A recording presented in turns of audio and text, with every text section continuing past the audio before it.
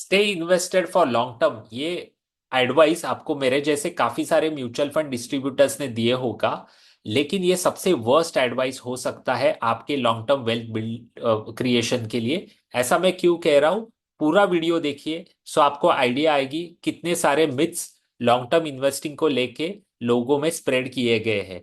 सो ये वीडियो में काफी सारे डेटा पॉइंट्स में देने वाला हूं, एंड ऑफ द वीडियो तक मैं कुछ सॉल्यूशंस भी आपको इसके बारे में प्रोवाइड करूंगा। So staying invested for long term, क्या ये सही स्ट्रेटजी हो सकती है? सो इसके लिए सबसे पहले हम जाते हैं सेंसेक्स का डेटा। सेंसेक्स का बिटवीन 1992, जब भी हर्षद मेहता का बुल रन था, वो टाइम का डेटा मैं आपको दे रहा हूँ।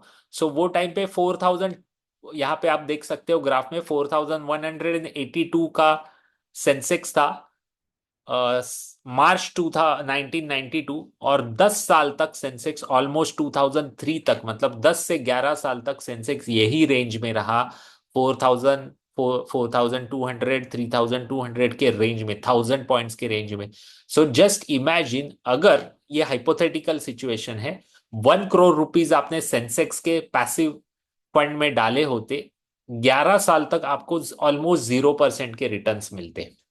सो आप बोलोगे ये तो बहुत पुराना डेटा है। सो मैं आपको ग्लोबल फाइनेंशियल क्राइसिस का डेटा बताता हूँ। बिटवीन, आप ये यहाँ पे पॉइंट देख सकते हो, पीक ग्लोबल फाइनेंशियल क्राइसिस के बिफोर वाला पीक, मतलब जनवरी 2008 में सेंसेक्स करीब 19-20 thousand के आसपास था। और पूरे 6 साल तक, मतलब टिल 2014, सेम रेंज में ये ट्रेड कर रहा था सेंसेक्स। सो इमेजिन कीजिए, जब भी ग्लोबल फाइनेंशियल क्राइसिस आने से पहले अगर आपने इन्वेस्ट किया होता कोई भी पैसिव फंड्स में, तो 6 साल तक आपके रिटर्न 0% के रहते। सो आप बोलोगे ये तो इंडेक्स है। सो मैं आपको सबसे best, one of the best company Infosys का डेटा दिखाता हूँ। सो इंफोसिस का डेटा दिखाने से पहले एक मिनट जरा एडजस्ट कर लेता हूँ ये प्रॉपरली। हाँ, सो इंफोसिस का ये डेटा है। हाँ, सो इंफोसिस बिटवीन, आप देख सकते हो, दो इसमें डेटा पॉइंट्स है। 2000 के पीक पे ये 138 के आसपास था। सो इसमें सब स्प्लिट्स वगैरह सब एडजस्टेड प्राइस है। सो 138 के आसपास था 1991-2000 आईटी बूम में के टाइम पे। और ऑलमोस्ट 9-10 साल तक सेम रेंज में ट्रेड कर रहा था। सो इन्फोसिस में अगर 2000 के ईयर में आपने पैसे डाले होते, सो आपके बाय 2009 ज्यादा रिटर्न्स नहीं बनते। फिर ग्लोबल फाइनेंशियल क्राइसिस के बिफोर इसका पीक था अराउंड 370 के आसपास। सो ये एडजस्टेड फॉर स्प्लिट्स वगैरह है। और ऑलमोस्ट 6-7 साल तक सेम रेंज में इंफोसिस रहा। सो इंफोसिस तो वो टाइम पे भी ब्लू चिप कंपनी थी, आज भी ब्लू चिप कंपनी है। सो लोग बोलते हैं ब्लू चिप कंपनी में लॉन्ग टर्म इन्वेस्टेड रहो आपका पैसा बनता है, इंफोसिस में तो नहीं बना। और एक एग्जांपल देता हूँ, रिलायंस का एग्जांपल लीजिए। 2007, ये 12 मार्च का है। सो वो टाइम पे 321 इसका प्राइस था, ये भी स्प्लिट्स के लिए एडजस्टेड है। टिल 2017, मतलब 10 लॉन्ग ईयर्स तक रिलायंस ने 0% के रिटर्न्स दिए हैं। ऑफ कोर्स इसमें डिविडेंड वगैरह रहेगा, लेकिन एज सच कुछ मल्टी बैगर या अच्छे वाले रिटर्न्स बोलते हैं वैसे नहीं दिए थे 10 साल में, 2007 से लेके 2017 तक। अभी आप बोलोगे ये स्टॉक है, म्यूचुअल फंड इंडिविजुअल तो मैनेज्ड किया हुआ रहता है। सो मैं एक हाइपोथेटिकल सिचुएशन देता हूं आपको। म्यूचुअल फंड में हम इन्वेस्ट करते हैं तो हमें पैसा क्यों निकालना पड़ता है? एक तो आपने गोल अचीव किया है, समझो मुझे 5 साल तक मैं पैसे इन्वेस्ट कर रहा हूँ, मुझे 5 साल के बाद कार लेना है। मैंने इन्वेस्ट किए, निकाले, कार ले लिया, खत्म हो गया। या फिर ऐसी कोई इमरजेंसी आई जो आपने फोर्सी नहीं की थी, जैसे कोविड हो सकता है। कोविड कोविड में बहुत सारे लोगों का जॉब गया, बिजनेस ठप हो गया। सो वो टाइम पे पैसा निकालना पड़ा। ऐसे ही सिचुएशन लेते हैं, आपने 1 करोड़ रुपीज इन्वेस्ट किए 23 मार्च 2015 को। हाइपोथेटिकल सिचुएशन है, एक फंड में, आईसीआईसीआई का सबसे बेस्ट परफॉर्मिंग फंड जिसका 20 साल का डेटा है, उसमें आपने इन्वेस्ट किया 1 करोड़ रुपीज। इसका नाम भी बताता हूँ। और 23 मार्च को लॉकडाउन लग गया और आपका जॉब चला गया या कुछ भी इमरजेंसी आई, आपको पैसे निकालने पड़े। सो आपने इसमें 1 करोड़ इन्वेस्ट किए थे। 1 करोड़ 27 लाख हो गए। 5% के एनुअलाइज रिटर्न्स मिले 5 साल में, जो 5 साल लॉन्ग टर्म होता है, लेकिन आपको अच्छे रिटर्न्स नहीं मिले। फिर भी ठीक है, पॉजिटिव था।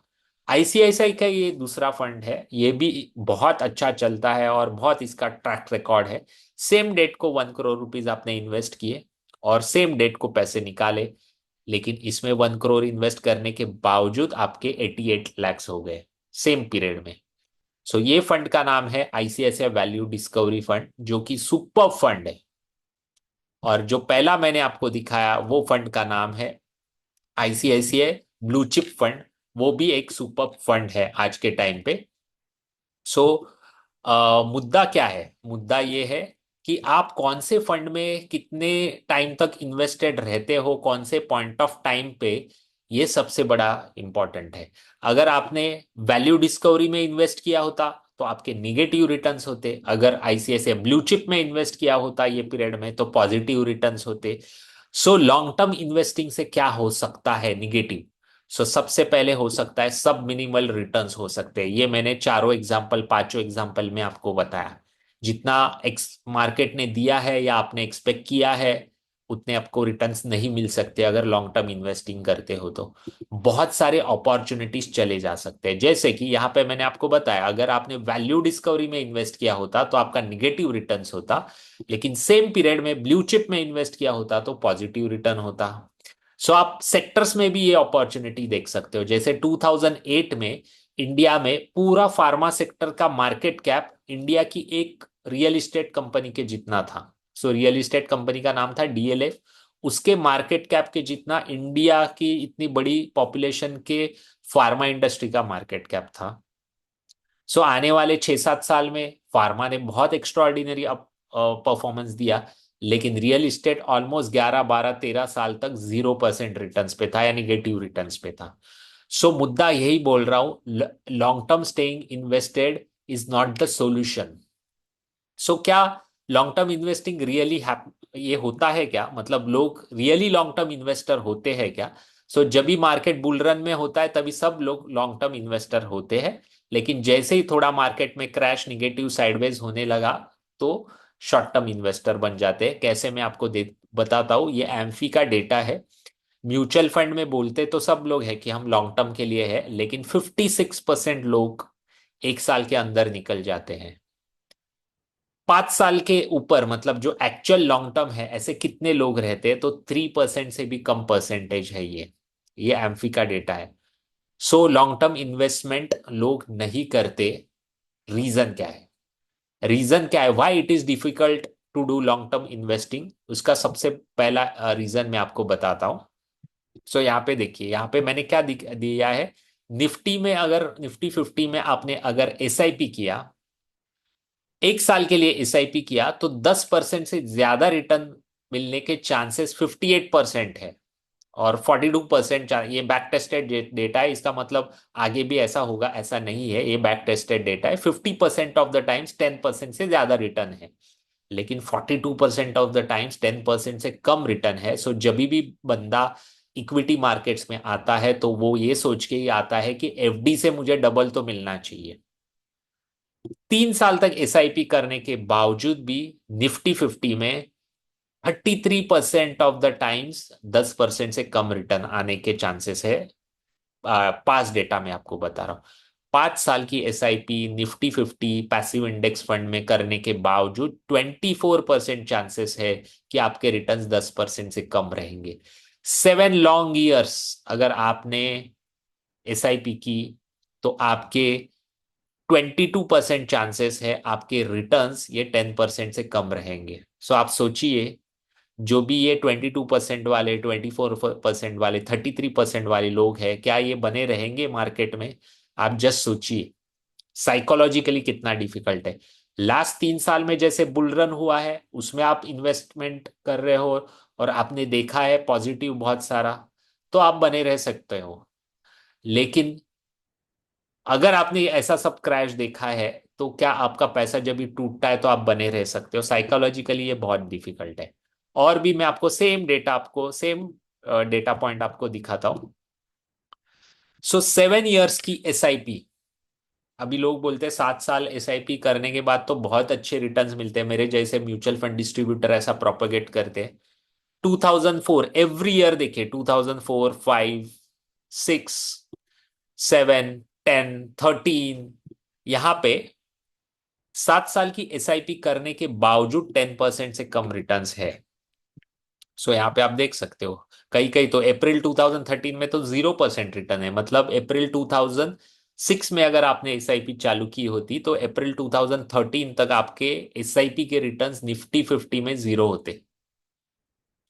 सो क्या आप लॉन्ग टर्म तक बने रह सकते हो, ये मेरा क्वेश्चन है। सो बहुत डिफिकल्ट है प्रैक्टिकली। आप सोचिए, जहां पे हम और रोज आए दिन सीएनबीसी, इकोनॉमिक टाइम्स, यूट्यूब पे दिखे देख रहते हैं कि ये मल्टी बैगर स्टॉक हो गया, ये सेक्टर ने, डिफेंस फंड ने इतना 150% दे दिया। क्या ऐसे सब मिनिमल रिटर्न्स लेके आप कंटिन्यू कर सकते हो?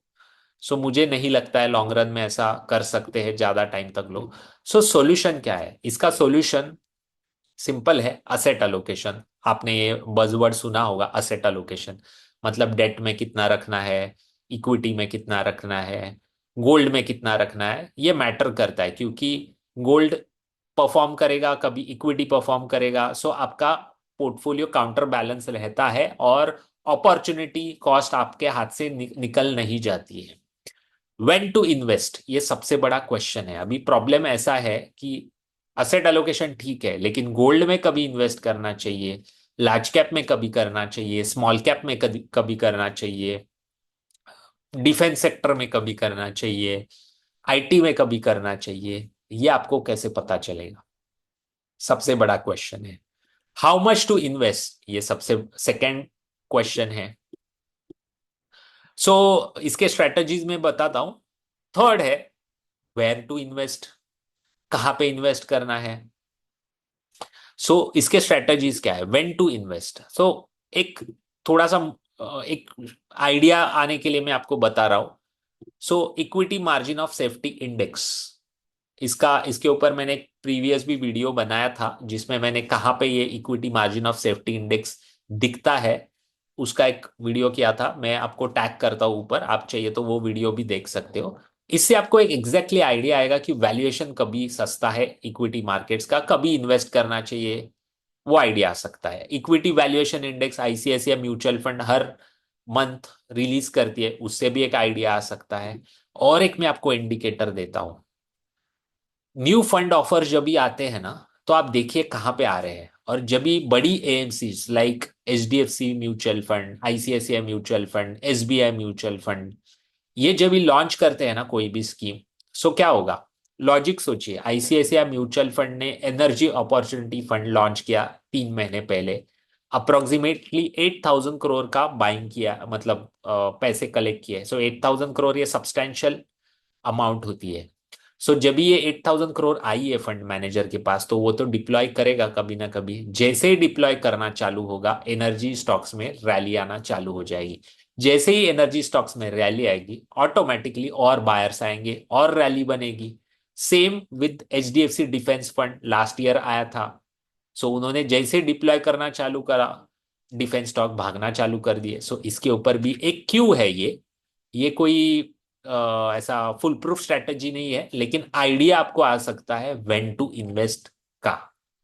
हाउ मच टू इन्वेस्ट, इसके लिए अभी अल्गोरिदम्स आए हैं।